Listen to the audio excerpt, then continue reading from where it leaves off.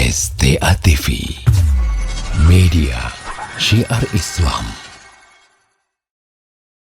Bismillahirrahmanirrahim. Assalamualaikum warahmatullahi wabarakatuh. Alhamdulillah.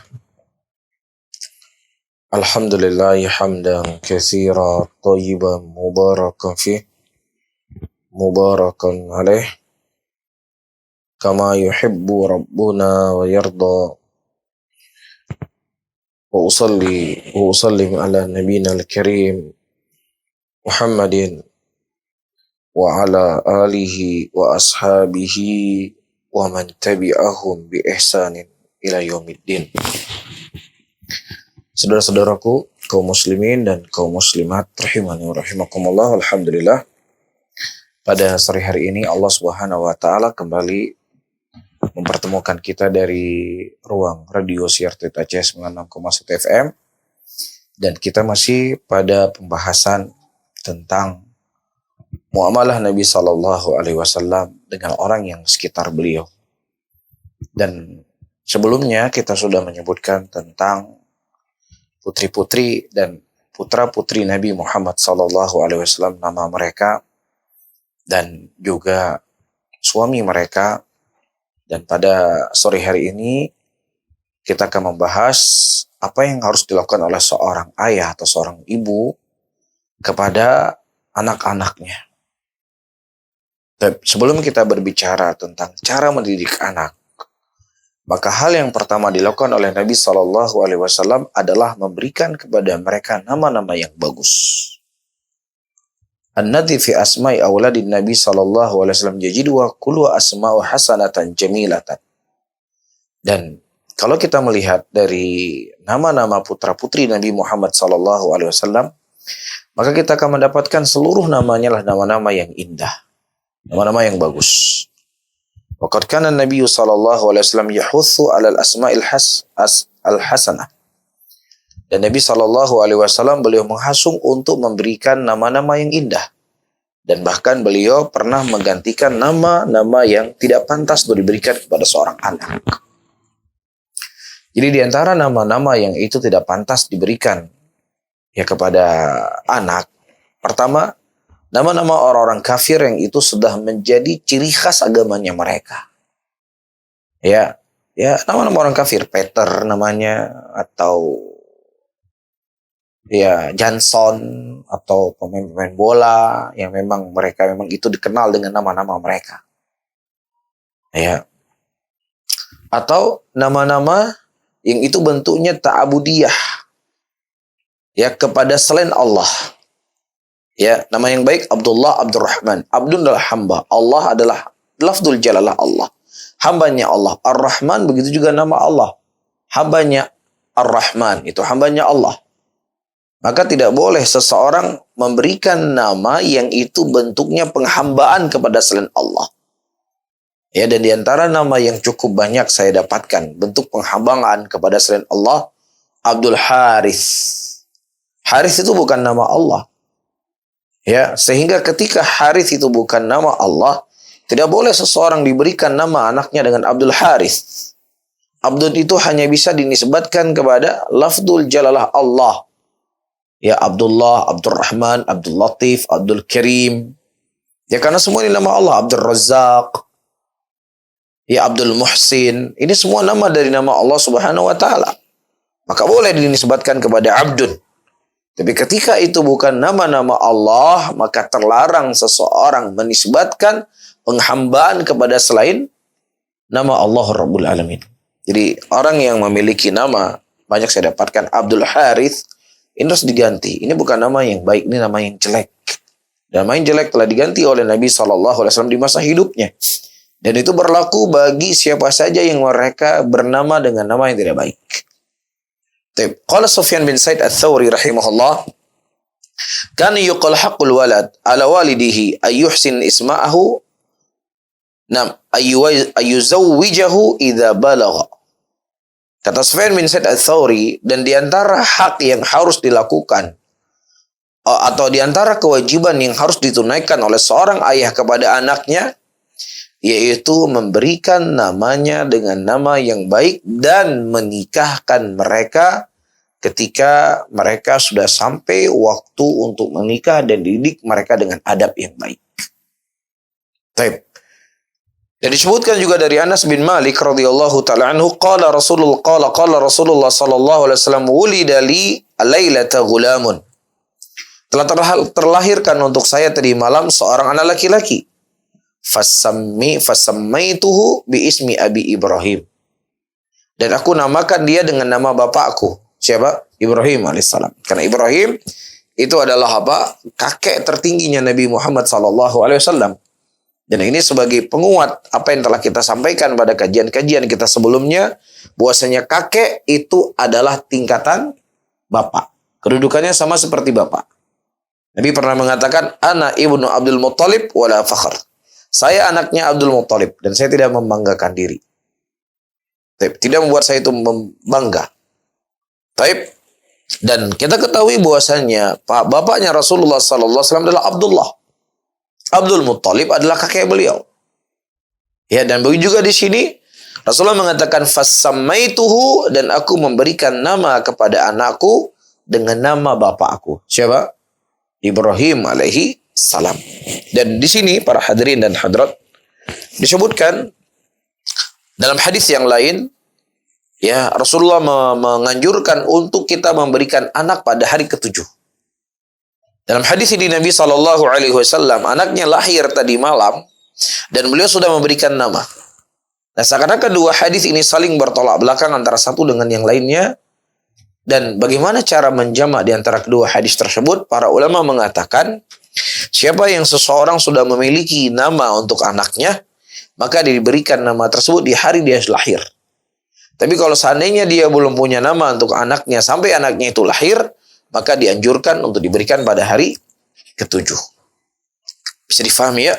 Ini hak atau kewajiban yang pertama yang harus ditunaikan oleh seorang ayah kepada anaknya. Dan juga dari hadis ini menunjukkan kepada kita, memberi nama anak itu haknya suami. Ya, bukan haknya istri. Itu adalah haknya suami. Tapi kalau seandainya si suami memberikan izin kepada istrinya, ya,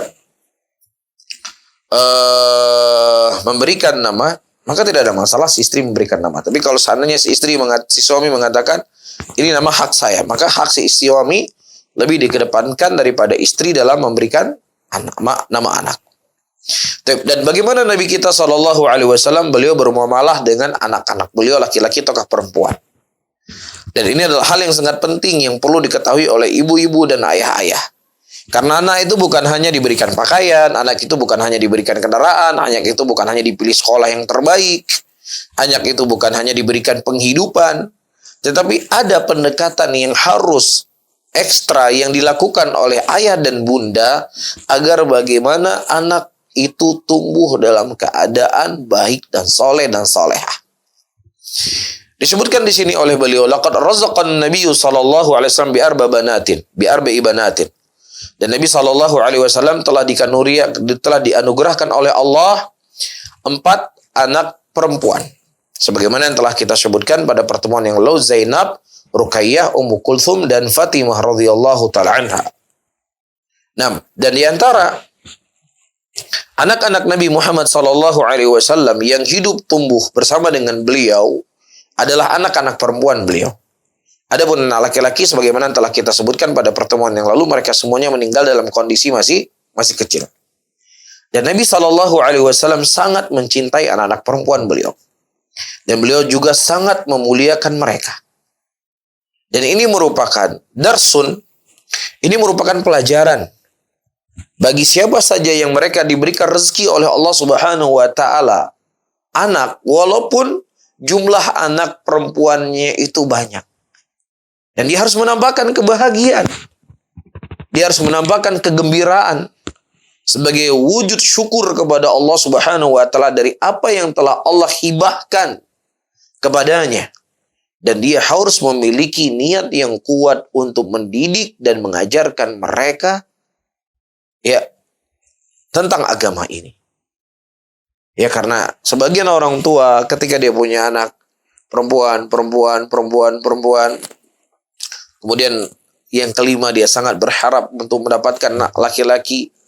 Kemudian lahir anak perempuan juga. Di situ kadang ada sesuatu yang tidak menerima apa yang telah Allah Subhanahu wa Ta'ala takdirkan kepadanya. Ibu-ibu dan bapak-bapak, ketahuilah, di sana ada orang, mungkin jutaan pasangan suami istri, yang dia berharap untuk punya anak seperti Anda punya anak hari ini, walaupun anak perempuan semua, nggak ada masalah buat mereka. Mungkin ada sebagian mereka yang sudah sangat merindukan punya anak, yang sudah puluhan tahun menikah. Ya jangankan untuk laki-laki perempuan, anak cacat pun saya siap, asalkan saya punya anak. Subhanallah. Ya terkadang nikmat itu menjadi sesuatu, ya para hadirin dan hadirat rahimani wa rahimakumullah, kecil ketika kita memilikinya. Tapi kita harus menyadari, kita seorang muslim, bukan hanya ini cara pandangan kita terhadap nikmat yang Allah berikan. Tapi cara seorang muslim mensyukuri nikmat yang Allah berikan adalah dengan cara apa yang Allah pilih untuk saya itu yang terbaik buat saya. Dan kemudian dia melihat saudara-saudaranya, pasangan suami istri yang tidak punya anak. Satu pun dia tidak punya anak. Yang sudah menikah puluhan tahun. Ini harus ditanamkan pada hati kita sehingga kita akan selalu bersyukur. Iya. Dan Nabi kita Muhammad SAW juga mengatakan dalam hadisnya, "Man ibtala minal banati bi syai'in fa ahsana ilaihinna kunna lahu satran minan nar." Barang siapa yang seseorang diuji dengan anak-anak perempuannya, ya karena repot dia punya anak perempuan, dia harus menjadi mahram untuknya, harus diantar kemana dia pergi, tidak seperti anak laki-laki. Yang satu misalnya harus mondok pesantren di Jakarta, yang satu di Jogja, yang satu di Bandung, yang satu nanti di Sulawesi, itu perempuan semua harus diantarin. Ya terkadang ujian buat seorang ayah. Tetapi kata Nabi SAW, ketahuilah, mereka semuanya itu akan menjadi tirai buat engkau dari nerakanya Allah Subhanahu wa Ta'ala. Bisa difahami ya? Dan juga di antara hal yang perlu untuk diketahui bagi bapak-bapak dan ibu-ibu, ya, ketika mereka memiliki anak perempuan, apa yang harus mereka lakukan? Waqad zawwajan Nabiyyu sallallahu alaihi wasallam, ya, mereka dengan laki-laki yang baik. Ini seperti sudah kita bahas ya. Ini semua sudah kita bahas. Kita masuk ke pembahasan yang lain. Nah, di antara adabnya Nabi SAW, para hadirin dan hadirat, beliau bermusyawarah dengan anak-anak beliau di dalam urusan pernikahan. Ya, jadi jangan seorang ayah atau ibu egois di dalam memilih pasangan untuk anaknya. Karena ia akan menjalani kehidupan bukan ayah dan bapak bersama laki-laki tadi. Tetapi ia akan menjalani kehidupan adalah wanita itu yang akan selalu bersamanya. Maka di antara hal yang perlu untuk diperhatikan, ya, diberikan kelapangan kepada seorang anak tersebut untuk memilih pasangan hidupnya.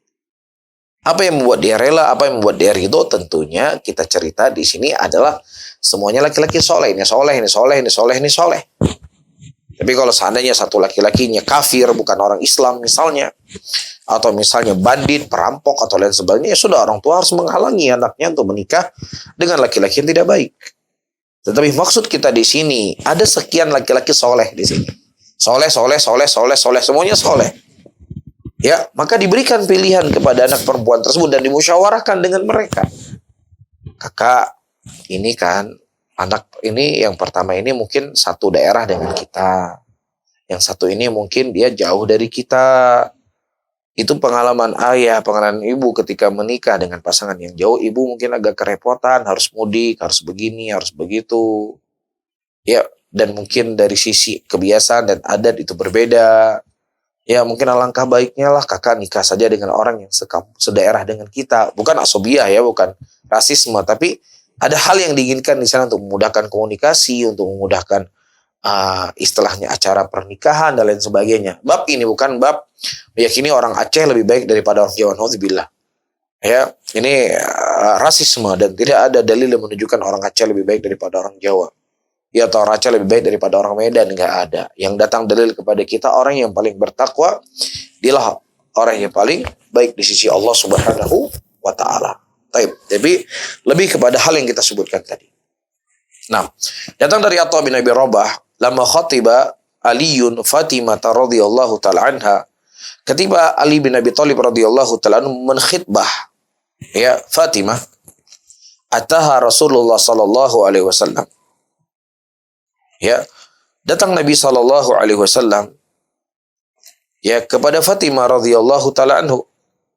Kemudian Nabi sallallahu alaihi wasallam mengatakan, "Inna Aliyan." Ali telah menyebutkan tentang dirimu. Maksudnya apa? Ali ingin menikah denganmu. Fasakatat. Fakharaja fazawwajaha. Fasakatat, diam Fatimah. Nah, diamnya seorang wanita perawan itu menunjukkan apa? Persetujuannya. Kemudian keluar Nabi SAW langsung dinikahkan dengan Ali bin Abi Thalib radhiyallahu taala anhu. Dan ini menunjukkan kepada kita tidak sebagaimana keyakinan sebagian orang hari ini yang mereka mendatangi orang-orang khusus, mendatangi orang-orang pintar yang kemudian untuk mencari penanggalan. Kalau cari penanggalan kapan waktu libur biar keluarga semua hadir, ini lain masalah. Ya cari penanggalan kalau bulan ini biasanya suka hujan, kalau bulan ini tidak hujan lain masalah. Tapi ini mencari penanggalan tanggal lahir, ini bintangnya Leo, ini bintangnya Sagittarius. Kalau bintang Leo digabung dengan bintang Sagittarius, ini akan dikhawatirkan akan memunculkan malapetaka, perceraian dan lain sebagainya. Maka ini sesuatu takhayul, ini semua khurafat yang terlarang hukumnya dalam agama kita dan tidak dibolehkan. Bisa difahami di sini? Tetapi pada waktu itu Nabi SAW keluar dan beliau menikahkan dengan Ali. Fi hadza annahu sallallahu alaihi wasallam itabara sukutaha ridwan bizauj. Dan Nabi sallallahu alaihi wasallam mengambil jawaban dari Fatimah radhiyallahu taala anha dengan diamnya Fatimah. Nabi mengatakan la tankahul bikru hatta tasta'dzana. Jangan dinikahkan seorang wanita perawan sampai dia memberikan izin. Qalu ya Rasulullah kaifa idnuha? Kemudian mereka bertanya, ya Rasulullah, bagaimana izin seorang wanita? Kemudian Nabi SAW antas kuta. Dengan diamnya dia menunjukkan dia sudah rela dan ridho dengan pernikahan tersebut. Fal bintu amanatun fi baiti walidiha. Dan anak perempuan itu merupakan amanah. Ya, fi baiti walidiha. Di rumah orang tuanya. Maka wala yuhillu liwaliha ayyaqada laha ala rajulin la turiduhu. Maka tidak halal bagi walinya untuk menikahkan dia dengan seorang laki-laki yang dia tidak inginkan. Anda sebagai seorang ayah, Anda sebagai seorang ibu adalah amanah untuk putri Anda. Maka di antara bentuk amanah yang harus dijalankan oleh seorang ayah dan seorang ibu kepada putrinya untuk dinikahkan putri tadi dengan siapa yang dia inginkan. Dan tidak boleh dipaksa. Tidak boleh dipaksa. Karena ini merupakan syarat sah pernikahan. Sebagaimana hadis yang telah kita sebutkan tadi dari Nabi Sallallahu Alaihi Wasallam. Dan juga di antara adab Nabi Sallallahu Alaihi Wasallam beliau bermuamalah dengan putri-putri beliau.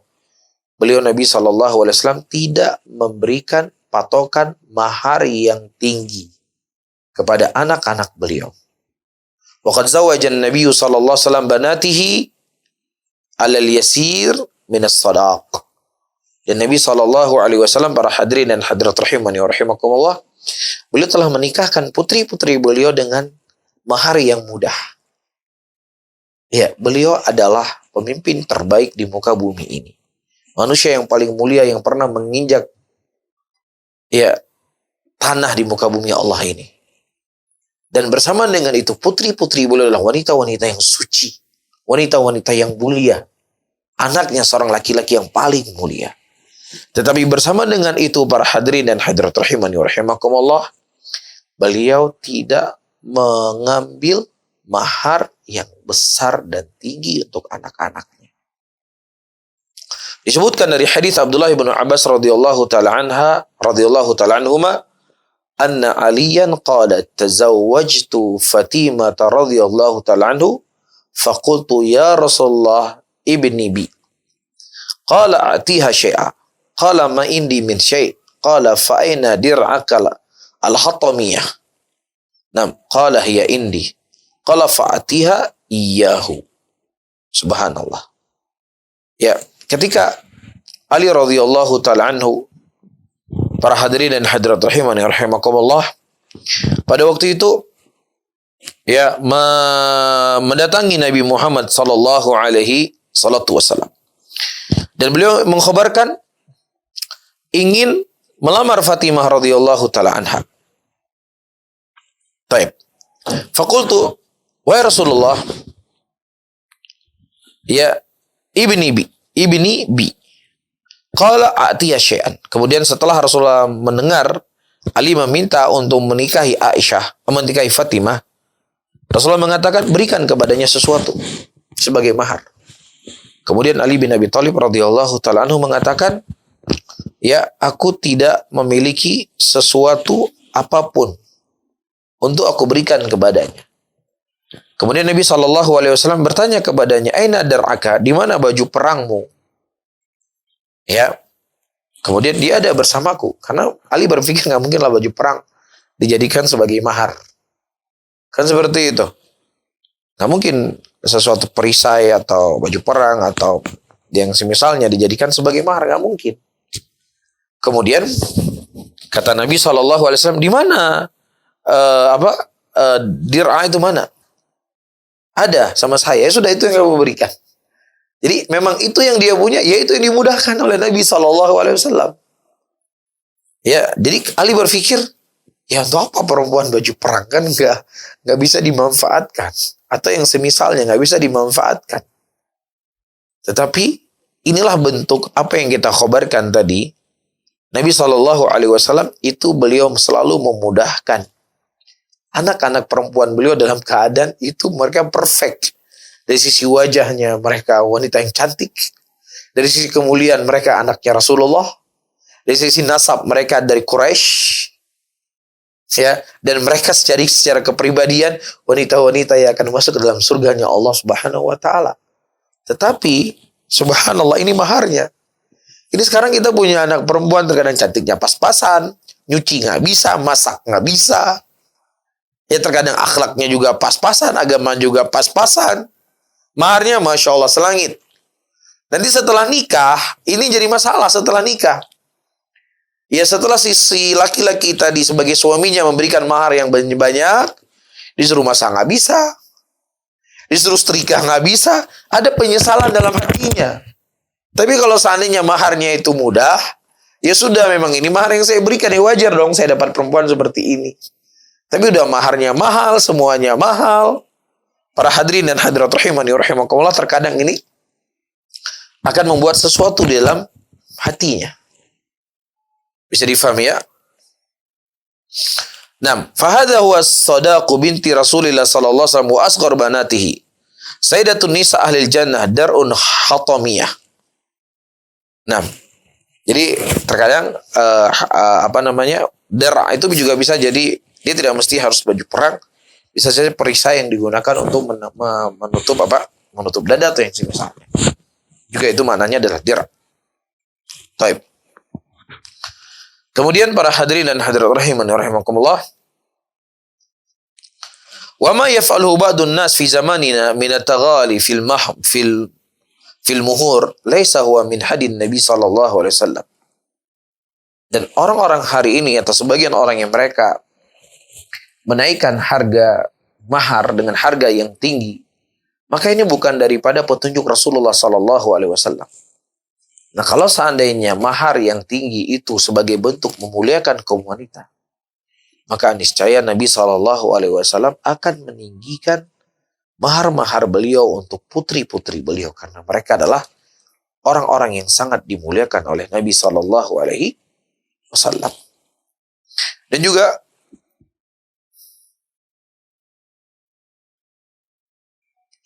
disebutkan di sini para hadirin dan hadirat rahimani rahimakumullah,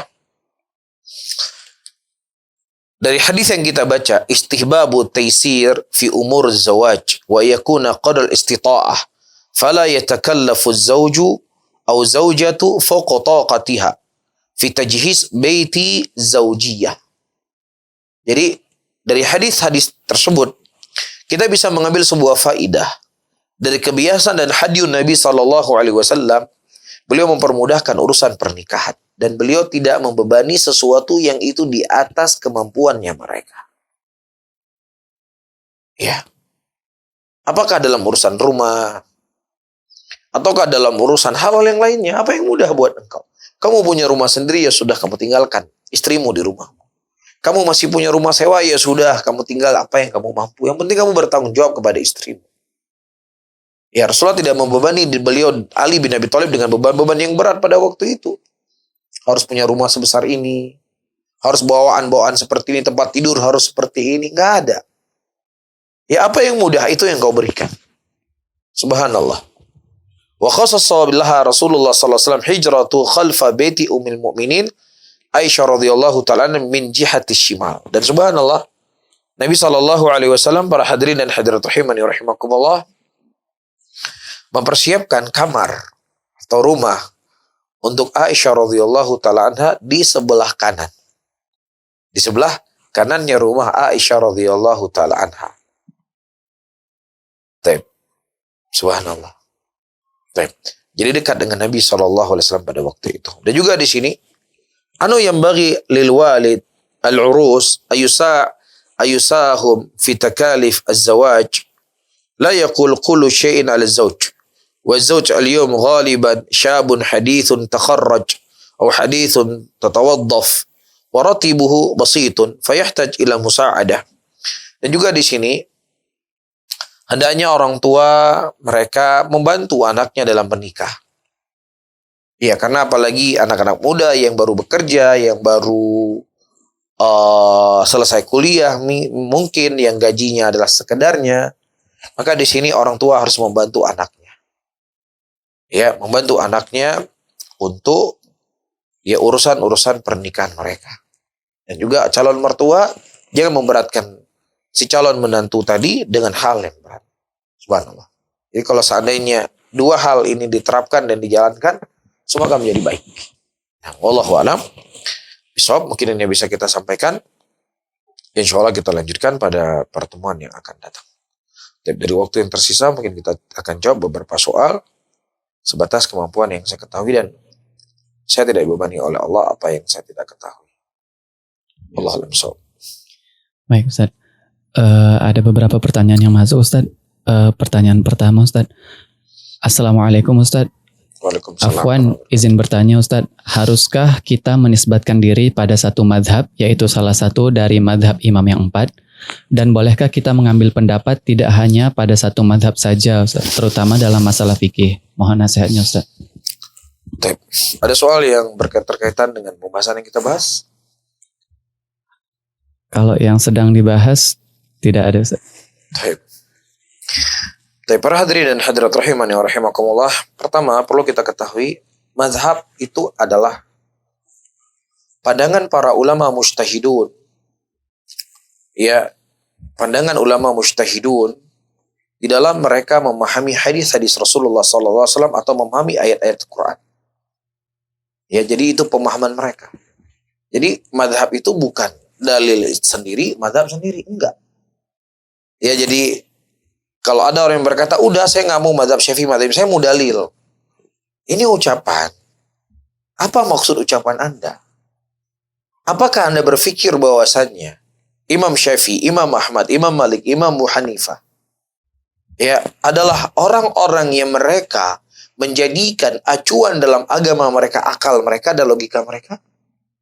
Tentunya tidak pantas untuk kita menisbatkan ini kepada para ulama yang mereka telah tertanam rasa takut kepada Allah, terkhusus ya imam-imam tersebut. Kecintaan mereka kepada dalil, kecintaan mereka kepada hadis-hadis Rasulullah itu jauh daripada kecintaan kita kepada dalil itu sendiri. Ya, ini harus difahami, jangan disalahkan. Ya, atau jangan disalahfahami. Pemazhab itu, saya ulangi kembali, adalah interpretasinya imam mujtahidun di dalam mengambil sebuah hukum dari dalil-dalil Al-Quran dan dalil-dalil sunnah Rasulullah SAW, qiyas dan ijma'. Ya karena secara kaidah, seseorang yang berfatwa di dalam urusan agama ini yang tidak disertai dengan dalil itu kefasikan. Dan itu tidak mungkin dinisbatkan kepada para ulama, terkhusus imam mazhab 4 tadi. Baik, ini yang pertama. Nah yang kedua, para hadirin dan hadirat, para ulama telah menjelaskan dan menerangkan ketika seseorang tidak memiliki kemampuan untuk mengambil pendalilan dari Al-Quran dan Sunnah dengan sendirinya, karena memang dia membutuhkan ilmu yang matang dari sisi bahasa Arab, dari sisi memahami nusus itu sendiri, maka di sini ya fattaqullaha mastata'tum. Bertakwalah dia kepada Allah sebatas kemampuan yang bisa dia lakukan. Ketika kita tidak mampu untuk berijtihad, maka kita mengambil pendapat dari salah satu pendapat para ulama. Al-mujtahidun seperti ulama madhab tadi. Bisa difahami. Ini secara hukum asalnya. Namun apakah boleh seseorang misalnya dia mengambil pendapat ulama madhab yang lainnya? Wallahu alam bisawab. Para hadirin dan hadirat, di sini ya telah dijelaskan oleh para ulama kalau tujuannya adalah untuk mengambil yang enak-enak, ya mengambil yang paling mudah. Oh dalam mazhab Syafi'i ini berat, di sana Hambali lebih mudah, ya sudah ambil di sana. Oh ini dalam mazhab Hambali ini berat, mazhab Syafi'i itu lebih mudah, ambil mazhab Syafi'i. Tapi kalau seandainya ini yang dia lakukan jalan, maka ini hal yang tidak dibenarkan. Tapi kalau seandainya yang dia inginkan adalah dalam mazhab ini, dia sepertinya hatinya lebih tenang, ya dengan pendapat dari ulama tersebut, ya dan dia dengan kemampuan yang dia miliki, para hadirin dan hadirat, sepertinya dia merasakan ini yang lebih mendekati. Maka tidak ada masalah untuk dia mengambil pendapat yang lainnya dari pendapat kalangan para ulama. Ini tujuannya, ini maksudnya. Tapi kalau dia seandainya tidak punya kemampuan, saya nggak punya kemampuan untuk mengetahui ini dan itu mana yang lebih kuat dan lain sebagainya, ya sudah. Kita kembali kepada kaidah yang kita sebutkan tadi, para hadirin dan hadirat. Ketika kita tidak punya kemampuan, maka seseorang boleh untuk mengikuti pendapat dari pendapat ulama tersebut. Jadi ini, dan hal yang paling penting untuk saya jelaskan kembali, saya tegaskan, mazhab itu bukanlah ya sesuatu pegangan yang tidak disertai dengan dalil. Tapi mazhab itu adalah sesuatu yang mereka, para ulama, berpegang dengan dalil. Dan ada terkadang terjadi perbedaan pendapat di kalangan para ulama, itu dikarenakan beberapa sebab. Ada sebab pertama, hadis tersebut sampai kepada sebagian ulama, nggak sampai kepada sebagian ulama yang lainnya. Atau hadis itu sampai kepada mereka, dua-duanya. Tetapi yang satu memandang sahih, yang satu memandang dhaif. Yang memandang sahih, mereka mengambil itu sebagai dalil. Yang memandang dhaif, mereka tidak mengambil itu sebagai dalil. Ya, atau dua-duanya mereka memandang hadis itu adalah sahih, cuman yang satu memahami A, yang satu memahami B. Dan itu wajar terjadi juga di zaman sahabat Nabi. Ya, atau ada sebagian ulama yang mereka menjadikan ucapan seorang sahabat itu dalil. Ada sebagian ulama mereka menganggap ucapan seorang sahabat bukan dalil. Ucapan sahabat itu dijadikan dalil kalau ijma'nya mereka. Atau sesuatu yang tidak ada bentuk pengingkaran dari sahabat yang lainnya. Nah, ulama yang memandang ucapan sahabat, qaul sahabat, walaupun bersendiri adalah dalil, udah mereka jadikan itu sebagai hujjah. Atau ada sebagian ulama yang mereka menjadikan syariat sebelumnya kita adalah syariat dari untuk kita. Dan ada yang memandang, oh bukan syariat untuk kita. Inilah yang menjadi perselisihan di antara mereka, perselisihan di antara ilmu dengan ilmu. Jadi jangan kemudian kita dengan serta-merta mengatakan pendapat Syafi'i lemah, Syafi'i nggak ada dalil dalam masalah ini. Isyhadah. Ya, ini bukan bahasa yang pantas untuk kita ucapkan. Syafi'i nggak ada dalil dalam masalah ini. Ya, pahami kedudukan para ulama. Mereka adalah orang-orang yang paling takut kepada Allah. Mereka orang-orang yang dijadikan rujukan dalam urusan agama ini. Ya, bagaimana mungkin Anda sebagai seorang thalib, Anda punya seorang ustadz yang bukan mujtahid. Ya, Anda husnudzon kepada ustadz Anda. Tidak mungkin dia menyampaikan sesuatu tanpa dalil. Apakah itu mungkin dinisbatkan kepada Imam Syafi'i? Yang seharusnya Imam Syafi'i harus lebih kita muliakan daripada kita dan kepada ustadz-ustadz kita. Karena mereka ulama yang telah memperjuangkan agama ini dengan darah, waktu, dan umur mereka untuk menyebarkan kebaikan di tengah umat Islam. Dan telah disebutkan oleh para ulama, tidak mengetahui orang mulia kecuali hanya orang-orang mulia saja. Walaupun kita nggak niat untuk merendahkan, tapi ini bukan bahasa yang pantas untuk digunakan. Ya, Syafi'i nggak ada dalil dalam masalah ini. Ya, ini nggak pantas untuk kita ucapkan kepada para ulama kita. Kalimat-kalimat yang seperti ini harus dijauhi. Baik, karena mereka adalah para ulama mujtahidun. Ya, walaupun para hadirin kita tidak mengatakan semua mereka itu maksum seperti maksumnya Nabi SAW, tapi setidaknya pemahaman mereka terhadap interpretasi daripada dalil itu lebih utama dari pemahaman kita terhadap dalil itu sendiri. Wallahu a'lam. Baru ada masuk Ustadz beberapa pertanyaan yang sesuai dengan tema kita. Assalamualaikum Ustadz. Jika ada orang tua tidak mengizinkan anak perempuannya menikah setelah selesai kuliah, meskipun anak perempuannya sudah siap, bagaimana hukumnya Ustaz? Para hadirin dan hadirat rahimani wa rahimakumullah. Tergantung ya apa maksud dan tujuan orang tuanya. Ya, karena pernikahan itu tidak diikat dengan sekadar ikatan dia sudah selesai kuliah, berarti sudah wajib nikah, tidak. Ya, jadi pernikahan itu adalah menjadi wajib ketika seseorang ketika dia tidak menikah akan terjatuh ke dalam zina dan lain sebagainya. Dan itu berlaku bagi laki-laki dan berlaku bagi perempuan. Maka dalam kondisi seperti ini dia wajib untuk menikah. Dan kalau orang tuanya menghalangi dia untuk menikah, ya maka orang tuanya itu berdosa. Tapi kalau seandainya dia belum ada kewajiban untuk menikah dalam arti kata dia masih sanggup untuk menahan syahwatnya, dan mungkin orang tuanya menginginkan dia karena sudah kuliah, sudah kesana, sudah kemari, ingin bersama orang tuanya dulu beberapa saat sebelum dia menikah, maka ini merupakan hal yang baik untuk dia mentaati orang tuanya karena ridho Allah ma ridho walidain. Ridhonya Allah itu bersama ridho kedua orang tuanya. Wallahu a'lam. Pertanyaan berikutnya Ustaz. Saya Ridwan dari Banda Aceh. Saya ingin bertanya Ustaz, jika ada seseorang laki-laki memutuskan hubungan setelah nazar, apakah sikap ini dibenarkan Ustaz? Atau kita dahulukan memutuskan saat ta'aruf Ustaz? Nah, para hadirin dan hadirat rahimani rahimakumullah. Pertama, nazar itu bukanlah salah satu syarat yang sudah nazar harus menikah. Itu yang pertama harus diketahui. Tetapi hendaknya seorang laki-laki ketika dia akan nazar, setidaknya ya kemungkinan besar dia akan menikahi wanita tadi. Kemungkinan besar. Tapi kalau seandainya dia sudah nazar ternyata tidak ada kecondongan dan lain sebagainya, ya sudah dia putuskan di hari itu juga. Jangan prosesnya lebih berlanjut, lebih lama lagi, ya lebih panjang lagi, kemudian dia baru putuskan. Tentunya akan semakin banyak masalah. Karena sudah semakin dekat tahap-tahapnya. Ya, nah kalau memang seandainya tidak ada kecocokan, maka maka dia putuskan lebih di awal, maka itu lebih ringan efek dan akibatnya. Ya, namun lagi-lagi saya ingatkan, nazar itu sebenarnya bukan syarat untuk harus sudah dinikahi, tetapi bukan juga ya sesuatu yang memang sekedar lihat-lihat, tapi setidaknya dia sudah ada kemungkinan besar akan menerima itu sebagai istrinya. Wallahu a'lam. Baik Ustaz, pertanyaan berikutnya Ustaz. Ustaz tadi ada singgung masalah ketika anak perempuan ingin sekolah ke pesantren itu diantarkan. Apakah ini berarti hanya perlu mengantarkan saja Ustaz ketika maksud bersama mahram itu?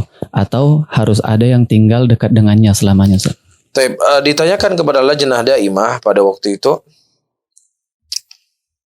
ada sekelompok wanita yang dia kuliah umum, kuliah kedokteran pada waktu ditanya, dan apakah boleh wanita-wanita tersebut kuliah di luar kota? Mereka para ulama menjawab, boleh, asalkan diantar kalau dia keluar kota. Ya, dan dia diberikan tempat tinggal yang aman untuk dirinya dan tidak memberikan fitnah. Maka tidak ada masalah. Kemudian orang tuanya tidak mesti harus tinggal di situ. Tapi kapan dia pergi, kapan dia pulang, itu diantar jemput kalau jaraknya safar. Tapi kalau seandainya jaraknya bukan jarak safar, maka tidak dibutuhkan mahram untuk ya mengantarkan anak perempuannya ke pesantren. Tetapi kalau seandainya dia mengantar, ya tentunya lebih memberikan keamanan untuk perempuan tadi. Nah, Allah. Baik Ustaz. Ada pertanyaan berikutnya Ustaz. Bismillah, apakah bentuk waswas syaitan saat menjelang pernikahan ada keraguan atas rezeki Ustaz? Bisa dikatakan penghasilan cukup untuk hidup sendiri. Mohon nasihatnya Ustaz. Para hadirin dan hadirat rahimani wa rahimakumullah. Setiap orang itu membawa rezekinya masing-masing. Rasulullah SAW telah mengkhabarkan seseorang itu telah dicatat tempat duduknya, rezekinya, ajalnya, semuanya dalam kandungan ibunya. Sudah dicatat semuanya. Jadi, ya, ketika Anda menikah dengan seorang wanita, dia telah membawa rezekinya sendiri. Bahkan justru ketika rezeki Anda digabung dengan rezekinya, kemudian dia dia bergabung, saling bekerja sama, saling menguatkan, justru ini akan menjadi sebab dimudahkan rezeki. Berapa banyak para pemuda, kalau kita lihat ini kayaknya nih carry terus nih hidupnya nih. Ya kerjaannya cuma begini-begini, tapi setelah menikah Masya Allah dia sukses. Banyak orang sukses setelah menikah karena memang itu janji Allah di dalam Al-Quran. Baik Ustaz. Mungkin pertanyaan terakhir Ustaz. Afwan, Ana izin bertanya, apakah jika seorang wanita yang berusia 50 tahun ke atas, apakah jika safar harus bersama mahram? Qadarullah ada keperluan dan suami tidak bisa menemani gitu. Nah, jelas lafaz hadisnya itu mutlak. Apakah wanita yang muda ataukah wanita yang tua? Dan itu ya untuk memberikan perlindungan kepada wanita tadi. Ya, dan untuk menghindarkan mereka dari pintu fitnah.